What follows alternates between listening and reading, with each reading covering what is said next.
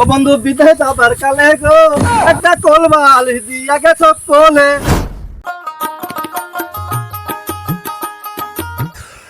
মিমি, বলেন sir.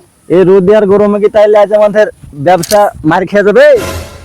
Sir আপনি tension করছেন কেন? ওই দেখেন গাছের তলাতে লোক বসে আছে, চলেন ওখানেই ব্যবসাটা চালু করা যাক আজকে। চলো তাহলে যাওয়া যাক।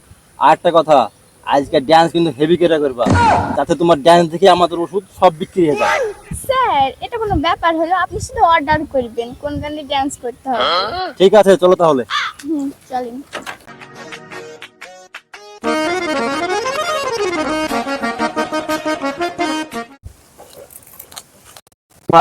এরা আবার কি আলা তিরপাল মিলপার পাইছে এখানে?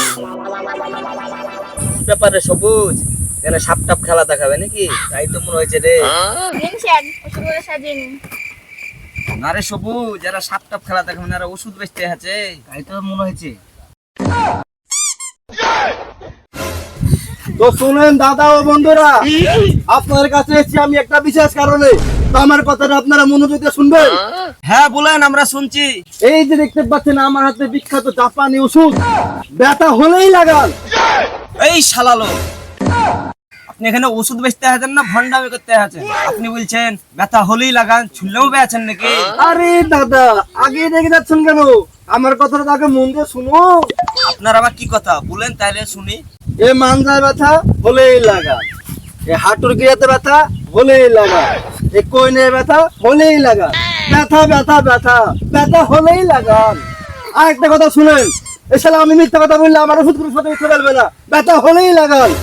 আরে ভাই, মুখ চালে গিয়ে ওষুধ বেচলে হবে? আপনার অন্য কোনো আইটেম আছে কি দেখান? আরে ভাই বলেন কি, আইটেম আছে মানে আপনার সামনে ফুলটুসি বসে রেখেছি, আপনারা কি চোখে দেখতে পাচ্ছেন না? মিমি তাহলে তোমার ক্যালমেটটা দেখা তো দেখে, নাহলে আমাদের তো আজ ওষুধ বিক্রি হবে না, বুঝতে পারছি। ঠিক আছে স্যার আপনি শুরু করেন, আমি দেখিয়ে দিচ্ছি। ও বন্ধু বিদেশ যাবার কালে গো একটা কোলবাল দিয়া গেছ কোলে। হ্যাঁ হ্যাঁ, চাইলে যান, হেভি হচ্ছে হেভি। এই বাদাম বাদাম দাদা কাঁচা বাদাম আমার কাছে নাই গো দাদা ভাজা বাদাম, আমার কাছে আছে শুধু কাঁচা বাদাম। হ্যাঁ, সুন্দর হচ্ছে, খুব সুন্দর হচ্ছে। আপনারা দেখতে পেলেন আমাদের মিমি কত সুন্দর করে ডান্স করে দেখালো আপনাদেরকে। সেই ডান্সের পরিবর্তে আপনার কাছে 1 টাকার ওষুধ বিক্রি করব, আপনারা নেবেন তো? হ্যাঁ নিব।